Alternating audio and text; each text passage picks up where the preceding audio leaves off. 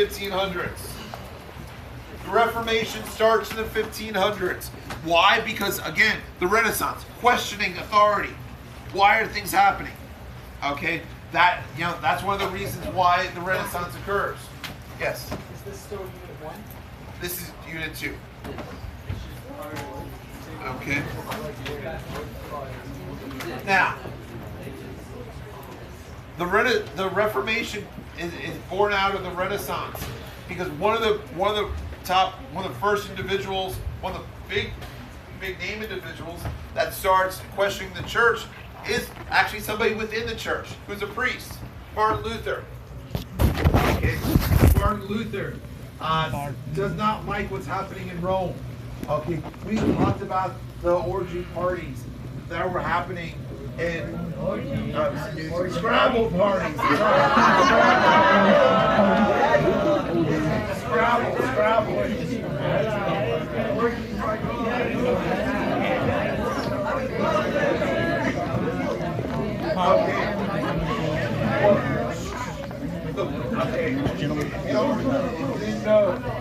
Okay, the Borgia Popes, had lots of parties in St. Peter's Basilica, the holiest place in the Roman Catholic Church, and he had what's called endurance parties. Okay, where for several days things were happening, and the last man that could still walk won.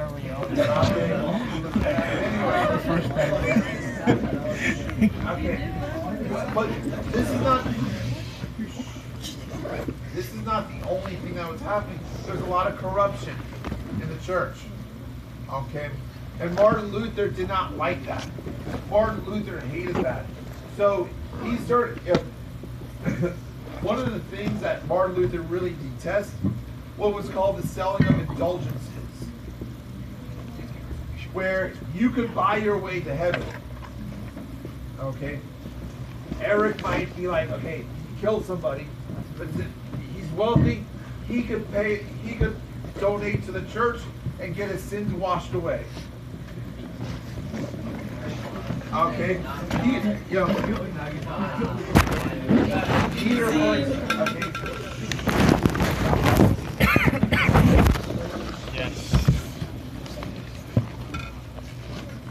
Peter, for example, was very hostile to people and beat people up. Okay, threaten people. Okay, I don't do that. And then eventually he beats somebody up and commits murder. Okay, well, Peter can donate to the church and now he has a fast pass to get to heaven. The N-word pass. Okay. Well, Martin Luther did not like that. So he's going to look at the Bible. Since he's a priest, he's allowed to. He's going to go through the Bible cover to cover and find out what does the Catholic Church do that's not in the Bible, and what does the Catholic Church not do that's in the Bible. And he creates a list of 95 things that says the church should not be doing. This is called the 95 Thesis. Wait, that they shouldn't be doing, or that they should be doing? That they shouldn't be. Well, that basically They need to do different. Oh, okay. there's 95 things that the church is doing that's not in the Bible. That church should not be allowed to do. Okay. Yes. Do we need to know any of them? Such as the selling of indulgences. Okay. Such as now, according to the Catholic Church. Okay. According to the Catholic Church, to get to heaven, you have to do good works and use the priest to kind of help you to get all the sacraments to get to heaven. It's your hand, Lord. Okay, but Martin Luther said no, that's not true. He believed that salvation should be by faith alone. That if you're a good Christian, if you pray, if you go to church, that should get you to heaven. Sarah, you have your hand up. No. No? Yes. Okay, I don't know if it's true or not, but didn't Homeboy like buy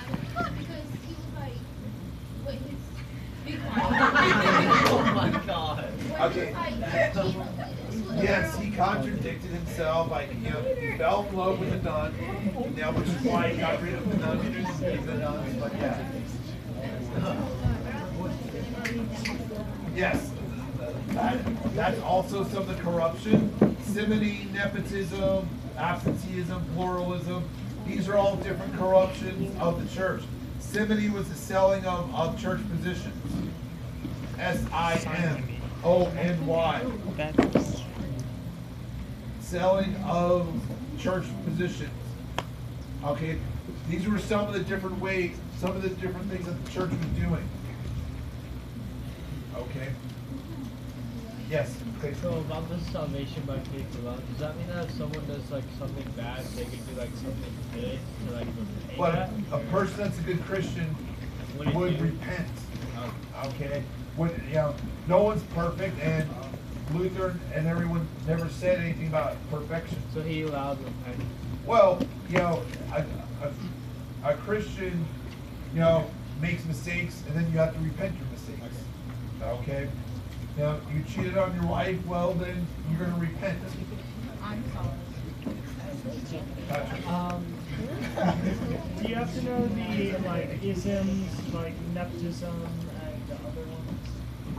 I would be able to give examples of church corruption.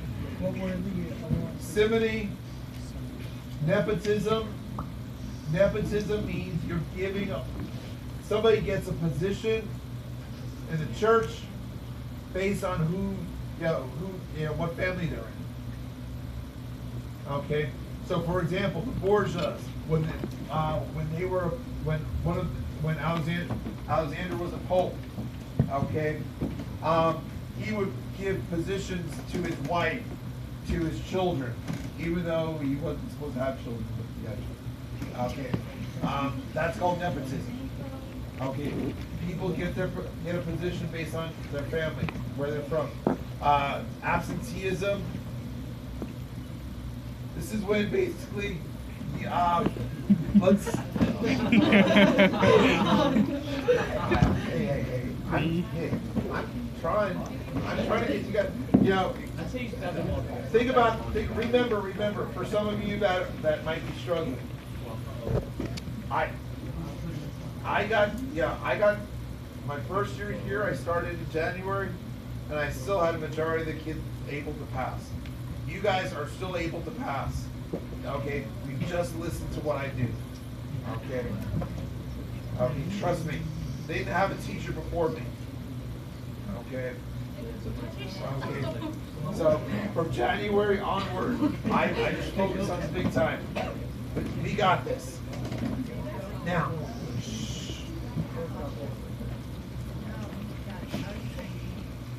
I'm sorry.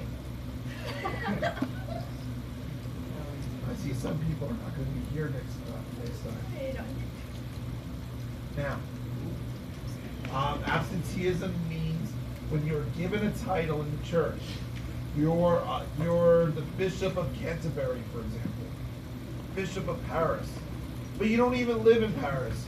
You live all your time in Madrid. That's called absenteeism. When you have a title, but you're not in that area. Okay. Other things that Luther despised was the inability for the common person to read the Bible. He said this is God's word. Everyone should be able to interpret the Bible themselves. Everything should be written in the vernacular. Yes? You didn't explain Oh, it's just selling. Selling of church positions. Maybe because you were talking. Okay. Now, when Luther creates his own church, when he he's going to get excommunicated from the Catholic Church. Okay, and he creates his own religion.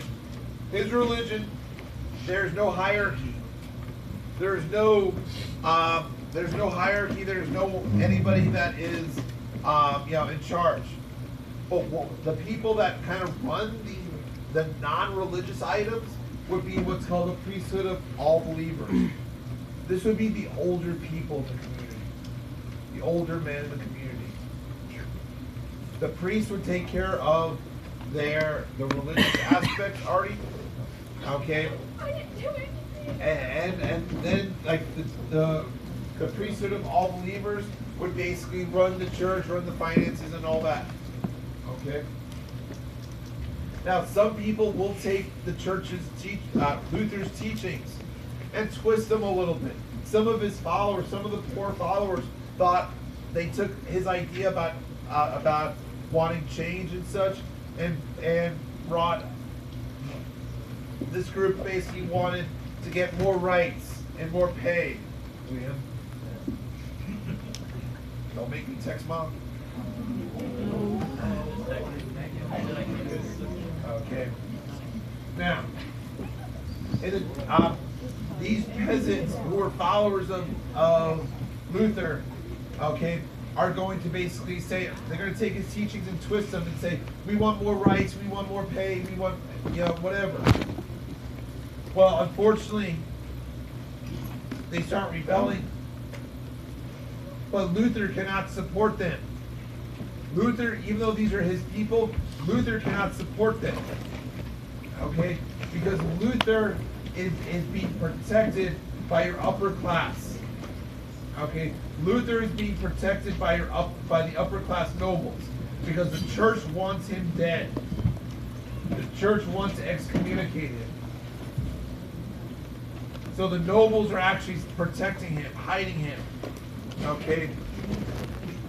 So Luther goes against the peasants, denounces their actions as they start revolting. Okay? And of course, their rebellion gets stopped, gets squashed. The last thing, okay, within the HRE, Holy Roman Empire, of course, which is now modern day Germany and Austria, Switzerland, there's lots of fighting between the followers of Luther and the Roman Catholics. There's constant wars. There's never a winner. Okay? Well, what's going to happen is this. Okay? Finally, Charles V cannot take it anymore. Okay? The fighting, they're continuing to fight, and there's no winner. So Charles V, who's the Holy Roman Emperor, makes a deal, okay, that every king, and there's over 300 kings in the HRE, okay, every king can choose their religion for their kingdom, whether it is going to be the Lutheran religion or the Roman Catholic religion. I can't think of the Latin. Anyway, it basically says who rules his religion.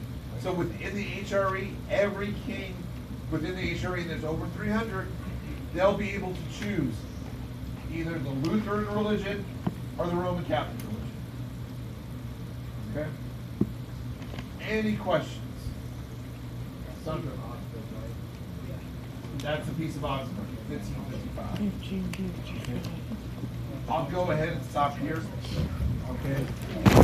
On Wednesday of next week, we'll continue up with Unit 2 and move on to Unit 3.